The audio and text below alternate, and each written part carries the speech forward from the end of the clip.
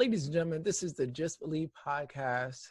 And today I am honored to not only connect, but to have this great conversation. I've been looking forward to this for, I don't know, probably like 2 months now.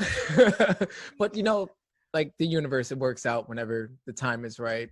And I'm honored to be interviewing, and not only interviewing, but hearing this lovely story.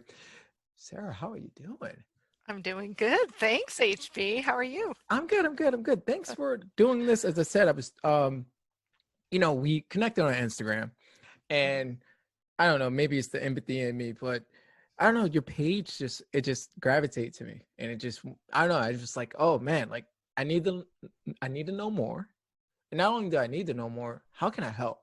I feel like, we're all here to assist each other, right? Like, my big thing is being a mental health advocate, right? Now, I'm not only a mental health advocate, I'm a mental health coach / life coach, So I know like some techniques and stuff to help people, but I'm like, man, for me to try to take down mental health by myself, that'd be a fool. It's going to be a team effort, It is. Yeah. So it's like, it's too many people out here with amazing stories, with amazing abilities to touch everyone else. Why not try to connect? And thank you for doing this. Yeah, well, thanks for having me. Yeah. If it's okay with you, I'm just going to share a little bit about our background and let's go. My story. Yeah. So, our foundation is called the Ashley Busby Foundation, and of course, that's named after our daughter Ashley, who unfortunately died by suicide about 2.5 years ago now. And let me just tell you a little bit about her and kind of her personality and what she was like. Ashley was always a very quiet child, but very artistic and very talented. She had an amazing voice. She was really good with art and sketches and things like that. And one of the things that was very special about her was she noticed details, and not only in just things and like out in nature and places like that, but she also noticed little details about people. And so when we would be out and about, she could tell if someone was kind of having a bad day or if someone was especially happy. And so it was always kind of interesting to see who she would gravitate towards, because she was not afraid to go up to people and just say, hey, how are you doing today? I just noticed you over here. And she would strike up a conversation, and she did that all the time. At school, she would notice someone sitting alone at a table, and she would go up to them and just sit down next to them and talk to them about their day. Like she was a free spirit. Oh, she was a free spirit for sure. And she was just real kind. Like, we say that she was almost too kind for all of the craziness going on around her. She didn't understand in her heart of hearts how there could be any kind of cruelness in the world. Oh, okay. That really struck her, right? She was the ultimate flower child, right? Love is love, and really just wanted kindness and peace and love. And so anytime there was any kind of discord or anything like that, it really affected her. Even if it wasn't directed at her, if it was just there, it really affected her. And so I think that was kind of just how she was as a person. So when she was 16, she was sexually assaulted by an acquaintance, by a boy that she knew really well. And as a result of that, she lost some friends, and a lot of people they left her alone because they didn't quite know how to deal with it. How to approach her. Yeah. And, and 16-year-olds, they don't know how. It's too much pressure. Yeah. Right. They just don't know. They don't have the tools. They don't have the resources. That's why I think it's very important to kind of bring awareness to this, to teach our teenagers how to interact with someone who's been through trauma, any kind of trauma. And so they just kind of left her. And I don't blame them at all, right? But what it left her with was a sense of shame and guilt, because then she felt like somehow it was her fault. All of these feelings that she was feeling. Everybody's separated from it, which is exactly wrong. But and I get it. When you're 16, life is, it's a lot to process. It is. Yeah. It's a lot to process, and you're already dealing with your own stuff. And then to have a friend who goes through something like that is really hard too. And so she really struggled. And as parents, it's really hard to watch that, because you can tell your child, you are incredible, you're amazing, you are a beautiful soul, and you matter, you know. Yeah. And that's really what it comes down to, is you matter. Your being needs to be here because you're part of this just intricate machine that we have going, and you're an important part of that. And it's also hard as a parent, because you know the potential that your kids have. Yeah.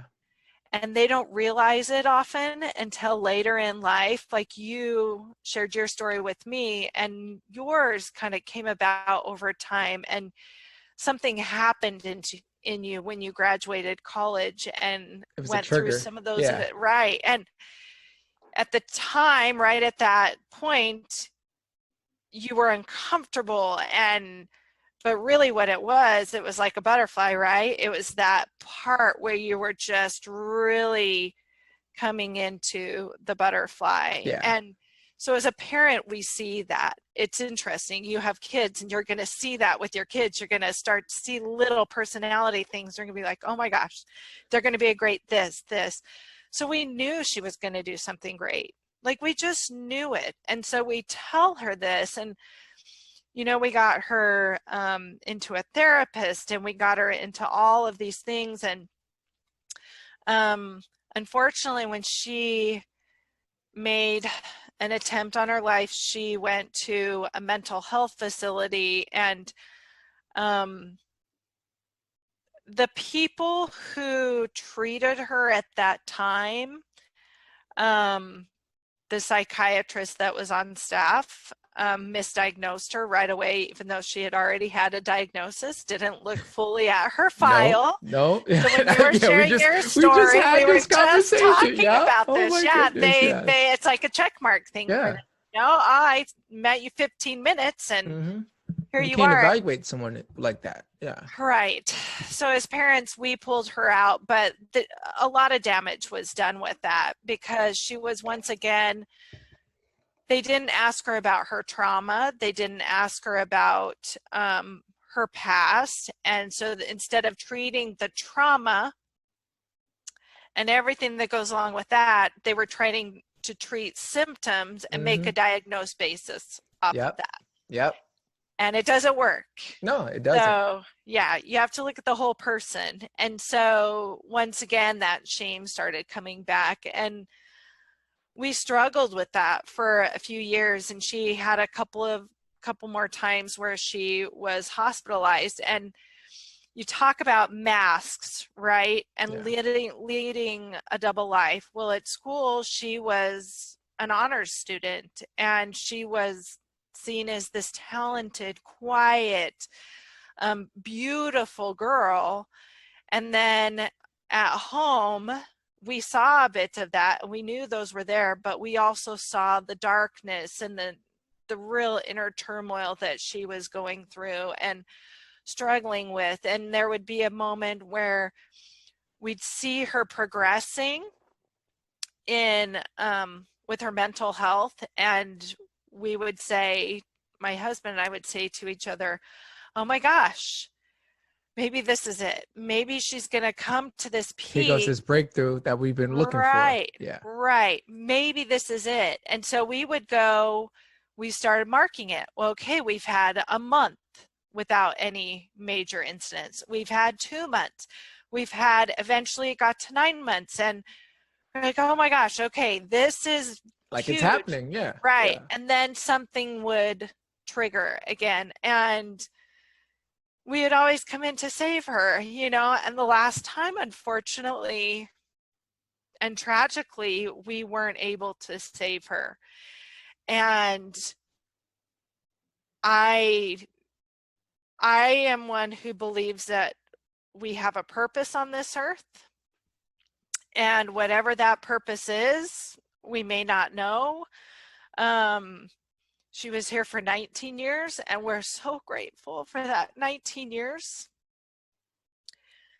And now it's our job, because I know the potential she could have had. It's our job, I feel, as parents, to fulfill some of that potential and that kindness that she would have been able to give to all of these people who she was doing. That's what she was doing already in her 19 years, and all those lives she touched. We made it our mission to continue that. And so we educate about mental health, and especially for people who are trying to navigate the system. So that's where we've kind of found our niche. So if you give me any information and you say, hey, I need mental health resources in this state, I have this insurance, or I'm uninsured, I can find you those resources, and I can kind of gear you towards that, because I've really learned how it works, right? And every state is different, everywhere is different. So that's one aspect of it. Another aspect, of course, is scholarship. We want kids to see their potential through school, because education was important to her. She was going to be a marine biologist and a conservationist, and that was really kind of cool to us. And then the third thing is just to spread kindness. And so we have little things we do throughout the year. And you mentioned earlier, you know, there are a lot of us on Instagram and other social media platforms who are really trying to spread kindness and positivity. And for me, it is not about the followers. Yeah. For me, right, it's about the message, and it's about that one that sends me a message and says, thank you. I was really having a hard day today, and you don't know how much this boosted me and helped me get through the day. And it's about that one parent who says, thank you for sharing your daughter's story, because you see, and I'm sure you've seen this in talking to people, they're anxious and they're stressed because they don't know what to do. Yeah, I want to help, but I don't know how. Right. Yeah. And then just to hear someone else say, I get you, and to see their shoulders relax. You just see them just relax, like, oh, like the elephant is off. I'm not alone in this world, right? I'm not alone. So it's those connections. And I think that's really what it is about. It's about the connections that we have. It's about realizing that there are other people out there that have the same objectives, the same goals, and the same purpose, and have found meaning in this. And it's really about destigmatizing and opening up hard conversations. Yeah, it's the hard conversations that have the breakthrough. It really is. It really is. And so we do it in memory of our daughter Ashley. And I know so many people, like you were talking about this, that's been the incredible thing to me, is I find strength in others. And I really think we lift each other up, but at the same time, there's power in that. And there's power in sharing our stories, because then people feel like they're not alone, you know? Yeah. So, No. There's so much stuff that you touched on. No, but like, honestly, what you're doing, you are a superhero. I think, you know, we never know, as you said, we never know our why, right? We never know we always want to know our purpose. And we think like it's going to be a Disney movie. Oh, hey, you know, this is going to happen. And like, you know, fairy tales and all that, like, but it's not. So, like, unfortunately, this is life, and not everyone's going to be a superhero. Right. Right. When it took like for example, when my 3-year-old sister, when she had passed, I was affected by that in so much trauma, but then the bright side about it was it gave me a chance to be fearless, right? In certain moments. Right. Hey, let me go do something that she never did. Like she was Right. 3, right? She didn't even get a chance to lie to her mom and say, no, I didn't eat the cookie, So let me Yeah. do stuff like that. Okay, well, I'm gonna eat this exotic food and come to find out like I love oysters, right? Because people are like, man, don't eat oysters. And I'm like, well, my sister can do it. I'm gonna try it out. And I love oysters. Like, like it's just one of the things that like food or traveling, like I'm gonna do something that people would say that's extreme because I'm like, well, my sister wasn't able to do it. I'm gonna do that. I'm gonna Yeah. live in fear. I have a tattoo that says live life without fear. And that's the message I I got from love it. her. And it's like by far one of my favorite tattoos that I have, but it's one of the philosophy that I have in life. It's like we live in fear sometimes, but Right. the people that we love the most haven't did Right. any of that. Maybe they wouldn't, but who knows, you know? So that resonated with me. And it's like, now I realize my purpose. I thought I was going to be like into this music producing thing that I was like graduated for, but now I'm like, man, I'm touching people's lives in a way where I thought I couldn't touch. Like that nurse that had that conversation with me, I maybe he's a prophet. Like maybe he was meant Yeah. for me to understand that, because now I'm having conversations that I always wanted to have Right. and always wanted to understand, because mental health is a gray area. If you Oh go yeah. to the wrong person, unfortunately, you have experience with that. I have experience with that. They're gonna misdiagnose you, and who knows where your life can be. So now it's like, oh, let me educate. So far in the podcast, I had psychiatrists, therapists, counselors, because I want to break the stigma. And I'm like, not everybody's gonna have a bad experience, Right. but let's hear from their side. And it's Yeah. been phenomenal. And that's why I was like, I have to reach out. Like hopefully she would agree, and hopefully the story can resonate with people, because I want people to understand it's difficult. It is. Yeah. There's some days Mm-hmm. where, granted, like I had depression for 10 years, right? Yeah. And the biggest moment of my life triggered it. And now, like, I understand that. Now I can see the symptoms, and now I can tell, hey, have a conversation with this person, because you can tell they're not right. Just check Yeah. in on them, or have an uncomfortable conversation and tell them to get the help, and breaking down the stigma. Hey, if you have to take any prescription that they give you, it's okay. Because some people Right. like, I don't want to take it. I want to take Yeah. it. And I'm like, look, if they're recommending it, try it out. It's just a little boost. We all need a little help. It's like having a tutor when you're in school, right? Like you need it. Hey, trust me, I had to do a lot of tutoring sessions, but it was okay. It got me to where I needed to be. And that's the goal of Right. this podcast, is to educate. You said something there about therapists and psychiatrists. I do want to touch on that with my daughter, because she had an incredible therapist. And it wasn't until after my daughter died that I realized that she shared with us that she had been through a sexual assault and Wow. also domestic violence. And she was going through her domestic violence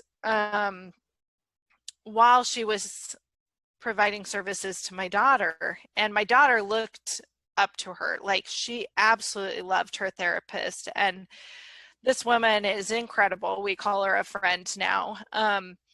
But I think that's so important, is that if you aren't comfortable with the therapist that you are meeting with, or you can't seem to find that fit, keep trying, Yeah. because there is one out there for you. And thankfully, in some states, they have more than others. Some states, it's kind of a drought as far as mental health professionals, but those are the states where I feel like the perception is you got to, Yeah. tighten up But your you know bootstraps and what? go. You know what? This hindsight now, because of the pandemic, Zoom, Yes. like Yeah. the people that I reached out to, besides one, lives in my state. Yeah. But I reached out to them not because I thought their content was good. it's a language barrier. They spoke my language. Yeah. And it's a certain language that Right. some people can understand, and it resonates with them. And that's a powerful message right there. Thank you for that. Yes. Yeah. I think you just touched on something else. I think too, find a therapist that mirrors you, like you just said. I think that's so important, because I can't tell you how many times my husband and I have gone to a therapist and it was a woman and he felt unheard. Yeah. Because he felt like, wait, this is a woman. She gets you because you not, are a woman. But she's not getting. She's not getting from. me, right? Yeah. And so that was really important too, is to find someone who kind of gets you, and kind of mirrors you a little bit, because then just culturally and where you grew up and those kinds of things, I think that's really important also. And thankfully there's so many different websites and places that you can find all that information. Oh man, so when the US was on lockdown, right? Mm-hmm. Obviously we're either doing two things. It's going back there, HB. It's back. Oh yeah. I feel it. I feel it's coming soon. People really was doing either two things. They was on social media or they was doing the Netflix.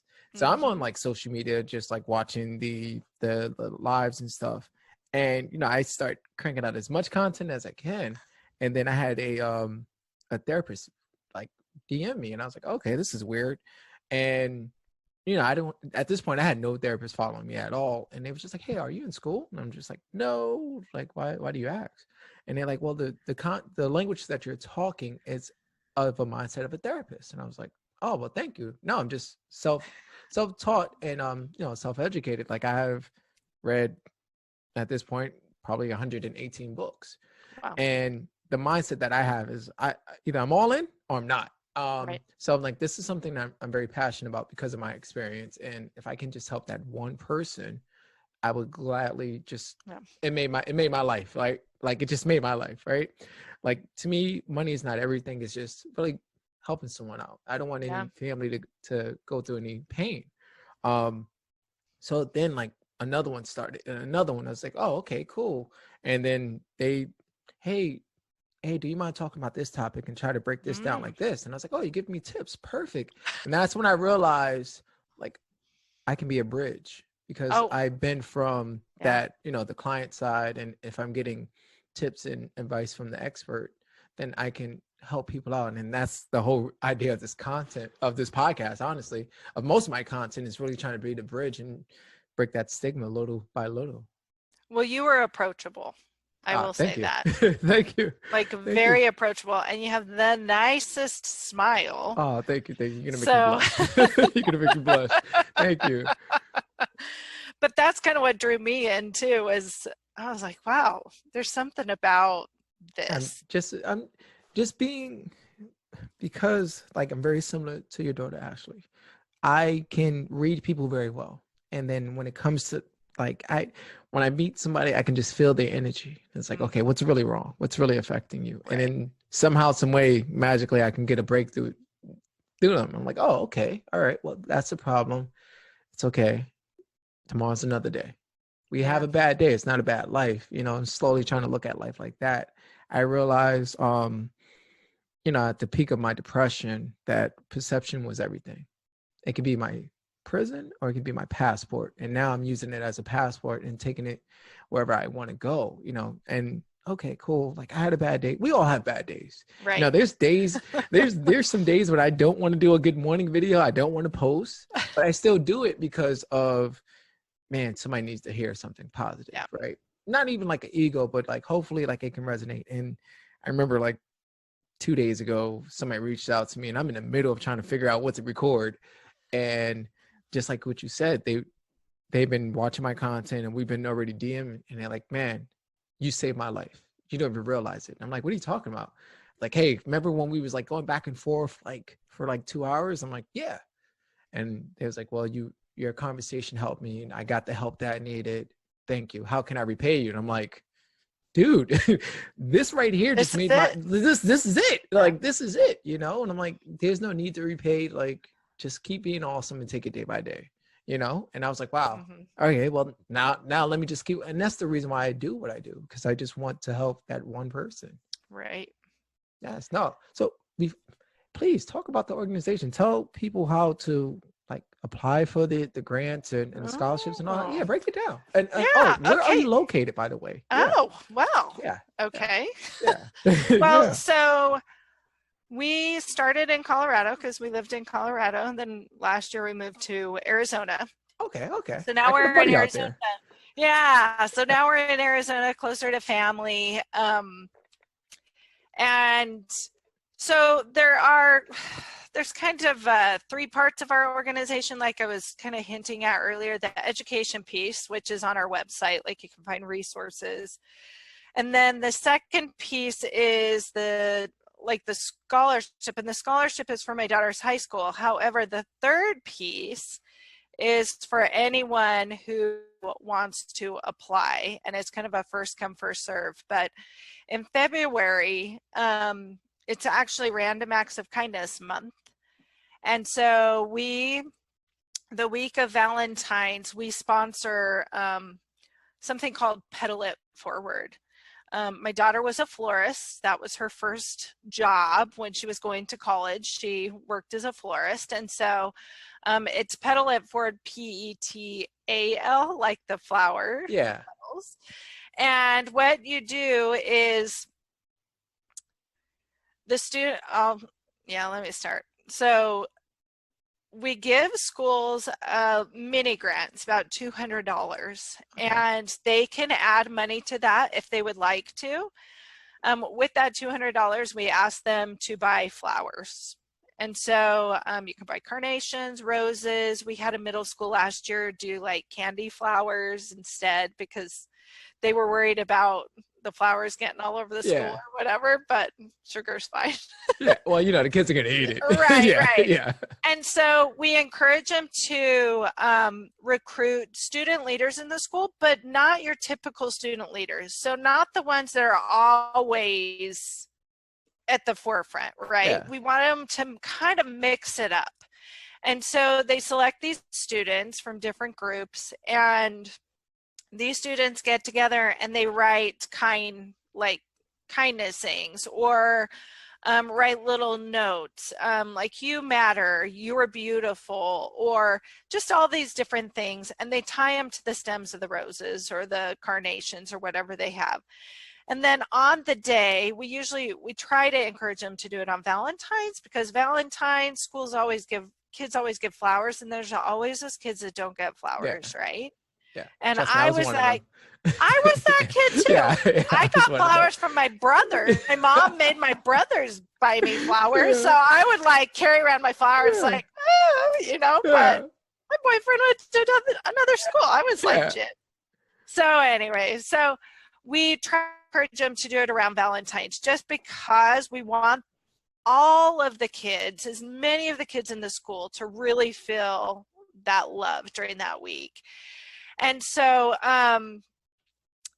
student leaders take, I don't know, when we first did it, they would take 10 flowers with them, and they give away 2. They're looking. So it's about seeking and acting, right? So they're looking for students who are typically more quiet, kind of in the background at the school, girls and boys. Maybe students who they could tell have been kind of having a difficult time. And we encourage schools to get involved with their counselors to kind of identify students that might need a boost. And so what I love about it is these students are really looking for kids that they normally wouldn't notice, right? And so it's getting them to look for acts of service. But then they go and they give that student the 2 flowers, and then they tell that student, hey, I'm going to give you these 2 flowers, and I want you to give one of them away to someone else that you think might use a boost today. And so I love it. That's what's pedaling it forward, right? Yeah, I love it. And what I love are the stories that come afterwards. So part of the deal is we have a whole little form and everything. Part of the deal is that the schools have to give us reports back and stories back so that we can keep them and share them. And so we take pictures and we share these stories. And some schools last year, so we've only, I mean, my daughter's only been, passed away for 2 years. So we've only done this 2 years, but last year was really cool because schools dedicated the whole week. So they put signs up all over the that's school wonderful. about kindness, and teachers paid attention to students and started reaching out. And it really is about saying, hey, I really like your shirt today. Or, you know what, I noticed you kind of struggling in class. Can I help you? And Yeah. so that's what it is. And so that's the piece that this year, we do it every February. So we release all the information in January. And like I said, it's first come, first serve. We have so much money. We're small, kind of grassroots kind of thing. And so we just write them a check or call the school and have them deposit it in their account, and they just have them get creative. And so That's like wonderful. I said, it is so much fun. I was a school teacher. I was a high school teacher. And so for me, just knowing what kinds of kids benefit from that just makes my heart so full.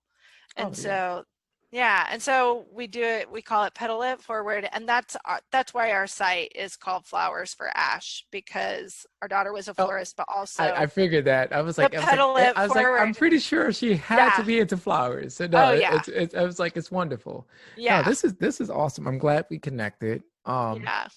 Unfortunately, we have to go. Yeah, well, please. That's perfect timing. Dogs are barking. So please tell the people where to find you at on social media and when to find the website at. Yeah, so on IG, we're flower_for_ash. But if you just look up the Ashley Busby, Busby Foundation, you'll find us. We're on IG, and we're also on Facebook. And then if you click the link in our IG bio, it'll take you to the website, and that's where all the resources are. So wonderful. Don't worry, everything's going to be in the description down below. Okay, trust me. This was wonderful. I'm glad we connected. I'm glad we was able to have this. You guys don't know, we tried about like 4 times. Okay. I know. I was finishing up school. But this was fun, and I'm hoping that this can resonate with someone, or just give insight from a different perspective. Thank you for doing this. I appreciate this. Well, thanks, HB, for everything. Thanks. Anytime. Until then, guys, we see you next time.